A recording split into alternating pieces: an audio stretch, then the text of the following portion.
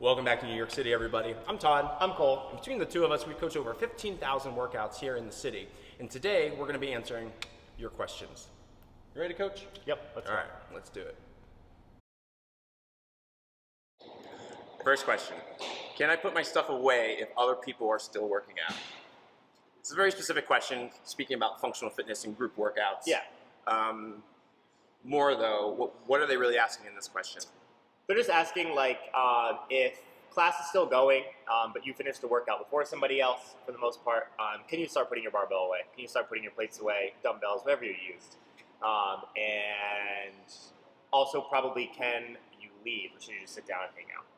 I definitely feel that, personally, if I'm coaching, I would prefer you wait for other people to finish, especially if you finish the workout, a minute early. It's really not that hard. If you finish a workout 25 minutes before somebody else because it's some crazy long WOD on a Saturday, there's a difference. But if there's a minute and 12 seconds left on the clock, I just think it's respectful if you just sit down. You're probably going to want to take a second to breathe anyway, and just wait for everybody to finish. The only exception to that is if I ever run class over and you're in my class and it's past, let's say, 6:30, which is when class is supposed to end, then you're free to go. Get out of here. It's fine. I get it. People have places to be. But if there's still 10 minutes left in class, I'm probably going to make you do some more things, so probably don't run away yet anyway. How do you feel about this? Ditto. Ditto? Yeah. Oh, I thought you said we were going to argue about this one. I didn't know you were going to say that. I thought you were going to be like, no exception. No, staying away. Yeah, no, if you budgeted time to be in that workout, I think the thing that frustrates me is in the past people will come and they want to leave as soon as possible no matter what. They're not going to wait until that class is over. Yeah, absolutely.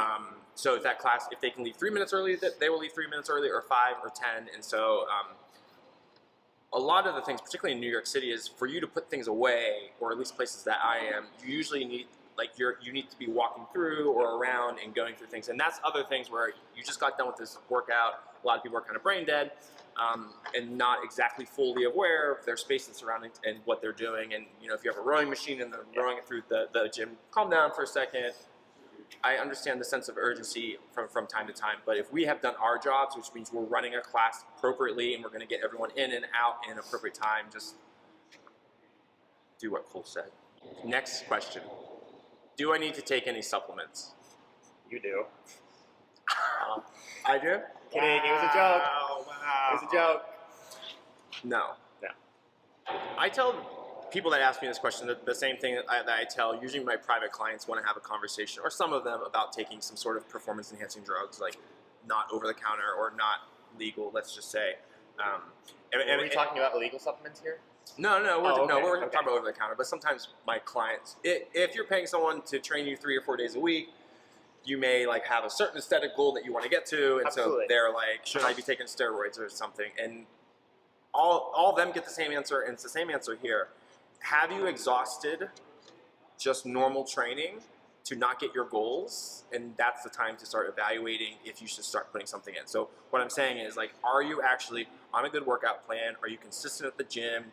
Do you have smart programming that's doing some sort of progressions that's going to be increasing strength, which is what a lot of people probably watching this are interested in? Yeah. Are you doing all that right? The good sleep and nutrition, most of them aren't. And so instead of fixing that area, they want to start taking some sort of powder that's supposed to fix everything. So again, looking at your sleep and looking at your diet and your how good you are at recovering and how often you're working out is where you should be focusing on, and not just what else can you pump in. With that being said, what would be the first supplement you would recommend? I listen to a lot of fitness podcasts of very successful fitness coaches, and a couple of them recently have put caffeine up on the top of their list. Lots of stuff behind it that's performance enhancing. It can enhance your focus. It can make you feel just generally better. If you don't take a ton of it, the crash isn't crazy. If you just are mindful of the half-life of it, as long as you have it before 3 to 4 p.m., you should be able to go to bed without having a ton of it in your system.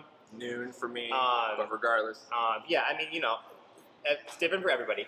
But I don't think it's a daily need, but I do think caffeine's actually a decently good supplement. That being said, you don't just get to drink Coke because I said caffeine is good. Coke probably is not great. Why is that? It's full of sugar. We don't like sugar. Yeah, because it's full of I mean, sugar. I love You can sugar. get caffeine without having to have 30, 40, 50 grams of sugar in that serving. Absolutely. What's your top supplement? I mean, I agree in this conversation that protein and caffeine would fit into this category as supplements. That's just not something that instantly pops into my head, though. Definitely caffeine. I have caffeine. I mean, I have coffee every morning. Me too. Absolutely. So I definitely am taking that every day. And I do think that there is a time and a place for protein. I would much rather have my clients eat real food, as I know you would. But that reality, particularly we're in New York City and you're on the go. So if you come here and you work out and you leave your workout at 7 o'clock, but you know you're not getting home until 9 or 10 o'clock because of other errands you got to run on the way home, then yeah, I'm going to agree that taking a protein shake after that workout is the right decision. But if you can't have real food, that's always going to be that first preference. The one that I was thinking about that I thought you would say, but you didn't. Creatine? But you didn't. Creatine. Yeah, well, I can go over all of them. That's usually my first one. It's heavily researched. It's heavily studied. Absolutely. It's very, it's agreed upon in many areas that it is good. Something, though, you do want to be careful about the creatine is that you get creatine and you don't get everything else that's added into it. So there's going to be a lot of supplements that creatine is just one ingredient, and then they're going to have either different caffeines or different kind of stimulants, maybe some protein in there, but just creatine. That scoop is like this. The scoop should be like this big, all white, unflavored, unless it has a specific flavor. That I would recommend if you are interested in increasing muscle size, which is what most of my clients are, and you feel like you've done everything in proper training and diet to get to that point, then taking creatine is definitely, in my opinion, that first good step. I've taken creatine for years, and some of the consistent effects that it's had on me, one is that you do have I have experienced a little bit of water retention. I never really minded it. It actually, for me, usually feels good to feel a little bigger. That's me. The other thing, though, is size queen. My secret's out. The other thing about creatine, in my experience, is that once I start taking it, and I always, in my mind, think this is a mini version of what it would be like if I took steroids, which I would never do for the reason I'm about to explain. I feel stronger. I feel like if 2 weeks prior, if I wasn't taking that creatine, that 5th and 6th rep, I wouldn't have been able to get out. And I can feel it. That's where I feel. It's like on the margin, on the difference. It's just like, wow, I wouldn't have been able to do that before. And that's a powerful feeling for me. When you go off of it, that also goes away. That feeling of that 5th and 6th rep. And that needing to be on it to feel that way can kind of make you feel locked in. And it's actually the same reason that I tell my private training clients when they start asking about illegal steroids. It's the same thing. Once you get on that boat, it's really hard to get off without being very sad and getting into depression and like feeling what you're seeing in the mirror isn't who you are or who you should be. So those are my 2 experiences with it. I will also say, though, if you are going to do it, in the past, a lot of the products, a lot of companies said there was a loading phase in the beginning where you needed to load for 7 to 10 days, and then you could just take it regularly. That is not true. That is not necessary. It's great for selling extra product, but not actually true. So just make sure you read up about the instructions. And if that product does say a loading stage is necessary, I would just do a little research on your own on the internet to see if that's something you agree with. All right, next question. Last question. Last question. Should I do cardio first or weight training first? That's the question. Yeah, that's a really standard beginning training question. What's your answer for this? My answer is you should do weight training first and then cardio second with an asterisk next to it. And that asterisk means most people that are asking me this question are more interested in getting stronger and bigger. And so if that is true, then you're going to prioritize the strength training and then finish with the cardio. How would you answer it?